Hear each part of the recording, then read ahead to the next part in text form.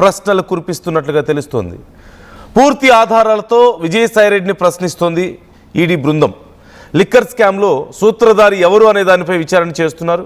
విజయసాయిరెడ్డి స్టేట్మెంట్పై సర్వత్రా ఇప్పుడు ఉత్కంఠ నెలకొంది. విజయసాయిరెడ్డి స్టేట్మెంట్తో ఇంకా కీలకమైన వ్యక్తులు పేర్లు ఎవరెవరి తెర మీదకి వస్తాయి, ఎవరి పాత్ర ఎంత ఉంది అనే వివరాలు ఇంకా ఏమేమి బయటకు వస్తాయనేది చాలా ఉత్కంఠను కలిగిస్తుంది. విచారణ తర్వాత విజయసాయిరెడ్డి మీడియా ముందుకు వచ్చే అవకాశం కనిపిస్తోంది. ఇక్కడ విజయసాయిరెడ్డిని విచారించడం, ఈడీ విచారించడం అనేది ఒక ఎత్తు.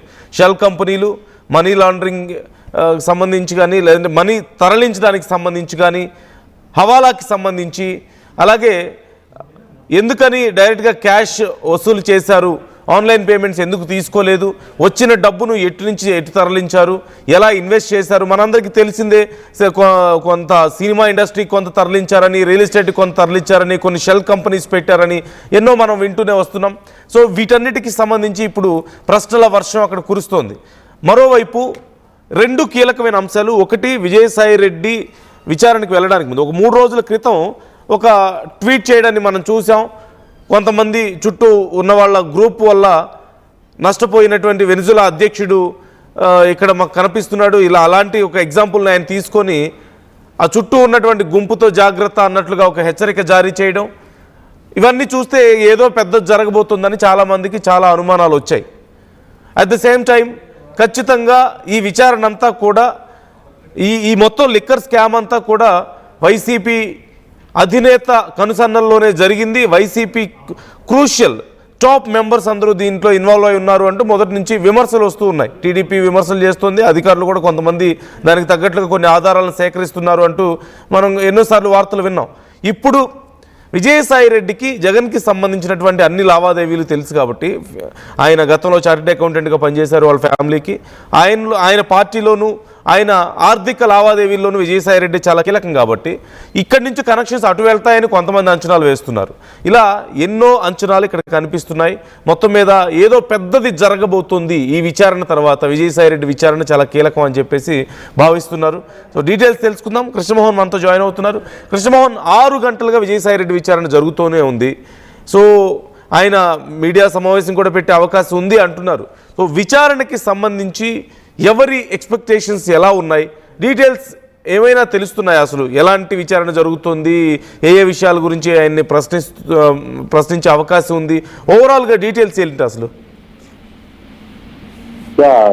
నందు, బేసిక్గా విజయసాయిరెడ్డి వ్యవహారంలో కొన్ని ఆసక్తికరమైన విషయాలు అయితే తెలుస్తున్నాయి. బేసిక్గా సాయిరెడ్డి ఈడీ ముందుకు వెళ్ళేటప్పుడు ఒక అరగంటలో ఈడీ ముందుకు వెళ్ళి హాజరయ్యి తన దగ్గర ఉన్న ఇన్ఫర్మేషన్ ని ఈడీకి ఇచ్చేసి వచ్చేస్తే సరిపోద్ది అని ఊహించారు. బట్ ఇప్పటికీ 6 గంటల నుంచి సాయిరెడ్డిని సుదీర్ఘంగా ఈడీ విచారిస్తుంది. మనీ లాండరింగ్, షెల్ కంపెనీల వ్యవహారం మీద వాళ్ళ దగ్గర ఉన్న ఇన్ఫర్మేషన్ ని దానికి సాయిరెడ్డి ఏం సమాధానాలు చెప్పబోతారు అనే దాని మీద పెద్ద ఎత్తున ఇవైతే జరుగుతుంటాయి. సో బేసిక్ గా ఇప్పటికే సాయిరెడ్డి ఒక కీలకమైన ఫైల్ అని కూడా ఆయన తీసుకెళ్ళాడు తనతో పాటు. అంటే మెంటల్ గా ప్రిపేర్ అయ్యారు. ఎటువంటి ప్రశ్నలు కావచ్చు, దానికి మన దగ్గర ఉన్న ఎవిడెన్స్ ఏంటి, ఏమేమి చూపించాలి అనే అంశం మీద ఆయన ప్రిపేర్ అయ్యే వెళ్ళారు.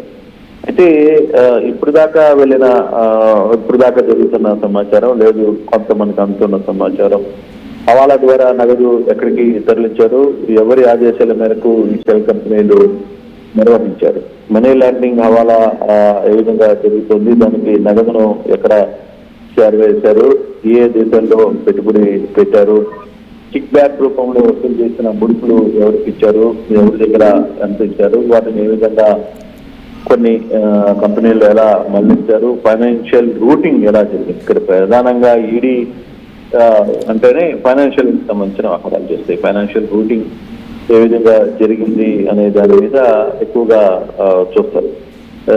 లిక్కర్ స్కామ్ అసలు సూత్ర గారి ఎవరు, ఈడీ అధికారుల ముందు అంటే వాళ్ళకున్న సమాచారం ఏంటి, ఇవన్నిటిని కూడా కొంత ఇన్ఫర్మేషన్ అయితే ఉంది. అయితే ఇప్పటి వరకు చాలా మంది ఎక్స్పెక్టేషన్ ఏంటంటే ఈ లిక్కర్ స్కామ్ లో అసలు సూత్రధారు ఎవరు, దీనికి బిగ్ బాస్ ఎవరు, దీనికి పిన్ ఎవరు, దీనికి రూట్ మ్యాప్ చేసింది ఎవరు, తర్వాత ఏ విధంగా ఈ డబ్బులు వసూలు చేశారు, కిక్ బ్యాక్స్ రూపంలో వసూలు చేసిన డబ్బులు ఎలా తరలించారు, మీకున్న సమాచారం ఏంటి, మీ దగ్గర ఏమేమి ఉన్నాయి అని అడిగే పద్ధతి ఒకటైతే, రెండవది ఈడీ కూడా తన దగ్గర ఉన్న సాక్ష్యాలు, వాళ్ళు సేకరించిన సాక్ష్యాల్ని విజయసాయి ముందు పెట్టే పరిస్థితి ఉంటుంది. వాళ్ళు ఏం మాట్లాడతారు, వాళ్ళు ఏం చెప్తారు అనేది కూడా చూడాలి. కేవలం పాత్రదారులతో కలాపన చేస్తున్నారా లేదు అసలు ఏం జరుగుతుంది అనే దాని మీద మాత్రం చాలా సీరియస్ గానే వ్యవహారం అయితే ఇప్పుడు వరకు కూడా ఈ వ్యవహారం మీద కొంత ఇంకా వైసీపీ టెన్షన్ లో ఉందని ఉదయం నుంచి అనుకున్నారు కాదు. జగన్మోహన్ రెడ్డి ఏకంగా ప్రెస్ మీట్ పెట్టి తను చెప్పాలనుకునేవన్నీ కూడా చెప్పుకుంటూ వెళ్ళిపోయారు.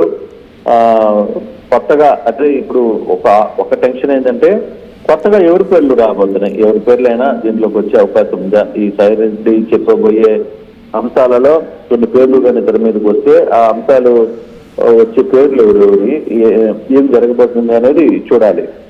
అయితే ఇప్పుడు వరకు దాదాపు 6 గంటలు పట్టు, దాదాపుగా 1 గంట 6 గంట వచ్చేస్తారు అనుకున్న సాయి రెడ్డి దాదాపు 6 గంటల పాటు విచారణ కొనసాగుతుంది. మరి ఈ విచారణ ఎంతసేపు కొనసాగుతుంది, ఫర్దర్ గా ఏం జరగబోతుంది అంటే ఖచ్చితంగా బయటకు వచ్చిన తర్వాత అయితే మీడియా ముందు మాట్లాడతారు ఆయన, దాంట్లో ఏం ఆలోచన లేదు.